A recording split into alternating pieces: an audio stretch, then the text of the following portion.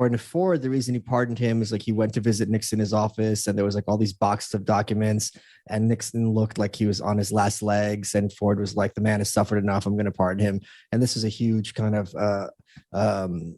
scandal, and the argument was this was a quid pro quo because Ford was obviously never elected. He was slotted to fill in Spiro Agnew's seat when Spiro Agnew resigned the vice presidency, and years later, it became kind of like accepted common wisdom that, you know, if Gerald Ford did the right thing, no nation should kind of have to suffer through watching a president put on trial. Well, that's all out the window. So like, it would be really funny if someone went and looked at these same outlets, which would be like the New York Times, the Washington Post, ABC, CBS, NBC, and watched all of them praising Gerald Ford for pardoning Richard Nixon, as compared to now, which is like, you know, where they're going to be advocating for President Trump to be giving the ultimate punishment, which I don't even want to say, because I think if you say it, you're going to have the Secret Service coming to your house, as they should have come to William Welt's house when 2019 he was on television advocating for the ultimate penalty for the sitting president. I think this is. I have Robert Barnes on my show this week, who's like a big shot attorney, because neither you and I, obviously, or most people listening to this, are attorneys. But I think what you and I and most people listening to this do understand is that the law is whatever the lawmakers say it is. So things like treason are just like racism and degeneracy are terms that sound really, really objective.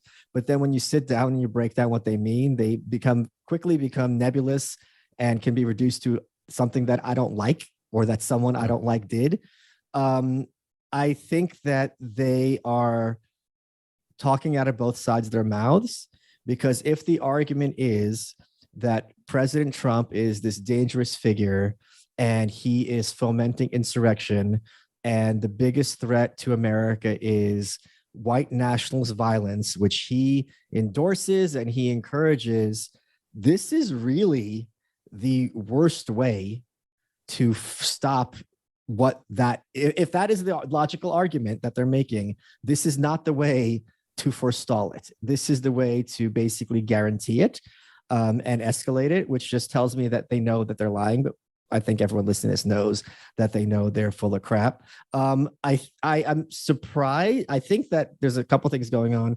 First, they very clearly want to make Trump an example, that if you defy the system, we are not ever going to rest until you are completely, destroyed as a human being, whether through lawfare or some other mechanisms.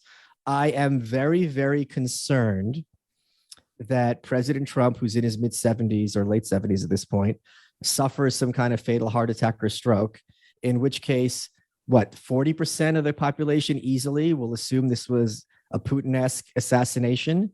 And then, Lord help us, what's going to happen as a consequence of that? That's something I'm extremely concerned about. I think this raid was completely disingenuous, because if I have like the password, they're saying it's like nuclear stuff. If the argument is he has nuclear stuff and that this is dangerous, well, you subpoena him or contact his attorneys, because otherwise, if the point of a raid is you want to make sure that the person doesn't destroy the evidence that they have, right? Well, if you're raiding him and he destroys the nuclear codes or the like wiki how to build a nuclear bomb so he can't sell it to whoever they think he's going to claim he's going to sell it to, that would be a good thing in this situation.